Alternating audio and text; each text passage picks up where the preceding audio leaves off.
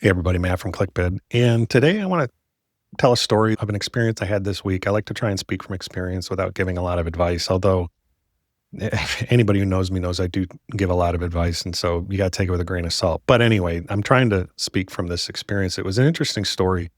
I was working with a nonprofit this week and I was sitting in their office and we were talking about their CRM. Now, CRM is a tool that holds constituency data, donations, email logs, activity logs, and all that stuff. And depending on the CRM, you can get more or less features. But their challenge was they were paying $350 a month. They're a small nonprofit, maybe 8 or 9 employees total. And I would guess somewhere between 1,500 and 2,000 constituents or donors that they wanted to maintain in this database. And so they said, I feel like the tool we're using is just it's too difficult. It's too expensive. It's way more than we need. But they also said, this was where it started to get a little bit like, they said, but we're a small charity. I don't have time to learn a new CRM. And is it really helping me save time in my day to day? I don't have money for an assistant. And so I just don't really know what I would do with this CRM to really help me save time. And so they said, Matt, how do we save money? Can we get one of these lower costs? We actually found one that's 100% free. Like, I'm not sure how they do that, but I can use this one and I can just import as many constituents as I want. I can do all these things that I think I need to do. And I have a hard time debating that to say, no, you shouldn't do that. No, you shouldn't save money. Like, so there are other platforms that have much lower cost than the one they were using. What it taught me was that there seems to be this desire by nonprofits. And frankly, the smaller a nonprofit is, the more important it is to find ways for the tools to automate things to help them make recommendations, which is why AI has been so popular. Really, what a CRM needs to do is save somebody time. So, for instance, it's 10 o'clock in the morning and I have an hour before my next meeting. So, what am I going to do in that hour? What are the 3 things or 2 things or 5 things I could do that have the most value to my nonprofit? Wouldn't it be cool if my CRM could tell me to do that? And so as we dug in, we realized, obviously these CRMs need to make money. They don't pay their employees on hugs and high fives. They pay them with money. And so they have to, so their model is, let's get them into a paid subscription by giving them free services. But the services that we give them are not exactly what they need. So for instance, this free platform would allow them to have as many constituents as they want. And so, like I said, there were 1,500. If I wanted, if it's unlimited, shoot, I'll just, hey man, give me 3,000, 4,000, whatever. It doesn't matter. We'll just put them all in so they're all in there. And yes, it does have some reporting tools, but I have to go run those reports. I have to know which reports to run. I have to know why I'm running this report. There's a lot of things that as a nonprofit leader in a very small nonprofit, I don't know what is important. I don't know what I should be doing from 10 to 11 to make the biggest impact. These are the 5 people you haven't emailed in the last month. These people typically give you X dollars a year in donations and they're a little bit behind this year. So maybe you should reach out and see if they'll help you with something. That kind of stuff would be really helpful. Like, treat me like I'm 5 and tell me what to do. And in this platform, that was available once you upgrade. And the free platform, based on 1,500 to 2,000 constituents, becomes $150 a month billed annually. But if I had unlimited constituents before I upgraded, I might have had 3 to 4,000. Well, it was crazy because the jump from the 150 up was like 250 or I am literally spending the same amount of money with this free platform that I was paying with the old platform that I wanted to get away from. I think that is becoming a really difficult pain point for charities, is that the smaller you are, the more help and automation you need, but automations are part of that gate to start paying for the platform. And that's really difficult to balance. If I were a larger nonprofit, I probably have people that I've been able to hire that have been in other nonprofits in the past, and they know exactly what reports to pull. So yes, the fact that that CRM has that report is great. I know what it does. I know what I'm looking at. I know what I can do with it. As a small nonprofit, I don't have that person. And I have the report, but I feel like I'm looking at some Greek or, Latin. And so what have we had in this SaaS? Now I'm going to get a little technical. last week, I don't know how Claude did it, and Claude is an AI model from Anthropic. They released what's called Cowork, although they'd already had released it, so I'm not sure if it just, like, finally got the attention it needed, and all of these software companies, their stocks just dropped off, like 10, 15%. It was crazy, and that's a big, big deal that that happened. Now, software as a service is kind of what it sounds like. You pay a monthly fee to use this platform to get the things you want. Let's put it in normal context like Netflix or Prime, Amazon Prime. I pay monthly to use Netflix, which is a website that millions of other people use. I don't own a copy of Netflix. I just go to the website or the app and I watch movies. So when I first started using Netflix, I think I paid like $7 or $8 a month. When I first, in 2001 or no, 2011, Amazon Prime was, I think, $79 a year. And what Prime's a little different. You could go online, you could watch videos, movies, and things like that. No commercials. It was really awesome. You could just watch it. And you also got free like 2-day shipping, which was great. Like 2-day shipping was amazing in 2011.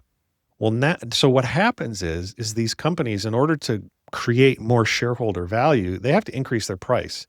And if you look from 2021, in 3 years, Netflix has doubled their price, 100% increase in 3 years. That is crazy. Amazon Prime has had an increase of 75%, and they even changed their model so that now you watch ads.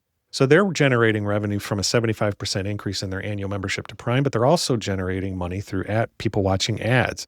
So they decreased the value of the service, but increased the price. Let's take it out of the consumer side and put it in the professional side. I'm using the CRM, and now all of a sudden I have to go from free in order to get these cool automations. Now I have to pay, $200 a month or $150 or $250 or whatever it is a month. I can get a Claude membership for $100 a month. And Claude helps me think about things and gives me priorities and all this stuff. So why don't I just have Claude build me a CRM? That's why I think the stock value plummeted so much in these software companies. But in addition to that, it's also because the prices of these platforms have increased so much that people are fatigued. In fact, I have another charity I work with. They're a much, much larger charity, probably, several hundred employees. They use one of the biggest CRM tools out there, and they are so fatigued with pricing increases. We have this many constituents. We pay thousands of dollars a month for this platform, and it is killing us because we just can't justify it to our donors and our board, but we have no other choice. The reason software companies rebounded from their big sell-off last week, in my opinion, is because of sticky.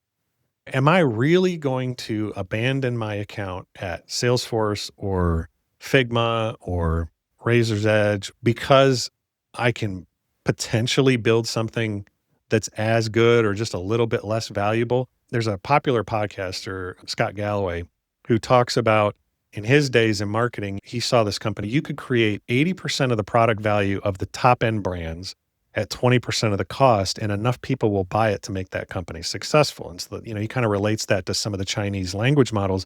If they're 80% as good as ChatGPT or Claude, but they're 20% of the cost, people will switch and get value out of it. But the problem still is sticky. Yeah, great. You know what, Matt? Let's say I went to Cloud Code and I said, okay, with these new models that are just absolutely incredible, and they are, if I said, Claude, I want you to take your time and I want you to build a clone of Salesforce. It said, oh my gosh, that's going to take a while. Well, yeah, okay, Claude, give it a couple hours. I mean, for Claude, a long time is a couple hours. And it spins up 150 coding agents and it starts building this infrastructure. Let's say you could one-shot it. I mean, a miracle of miracles, you could one-shot it. I now have a clone of Salesforce and I only have to pay to host it. And I paid $100 a month for the Claude subscription or $200 a month, and it built it. I still wouldn't switch. Why? Can you imagine taking my 20 employees or 200 employees or 1,000 employees or 50,000 employees and moving them to this clone, which is not going to be exact, but more importantly, imagine the time and energy and money it would take to move all that data from one set of data to another. That is what's called switching costs. That is a massive, massive investment for nonprofits. Bringing it back to what we were talking about makes it very difficult for them to leave one CRM and move to another, but it doesn't align with their needs. The needs are, I need something that helps make my time more valuable. I need to know what the top 3 things are for me to do. I think right now, AI, even if it can one shot a clone of the most complex and well-architected platforms like Salesforce or, Razor's Edge or some of these huge platforms, it still has this switching hurdle. The thing that would keep me up at night is when Claude and or ChatGPT or Gemini tells you that they have flattened the switching cost barrier. That is going to be when we really see absolute just craziness, because then once that stickiness goes away, then we're going to see a major shift in these large platforms that have been able to get away with ratcheting up costs to improve shareholder value, get higher price to earnings ratios, and end up growing at massive leaps and bounds.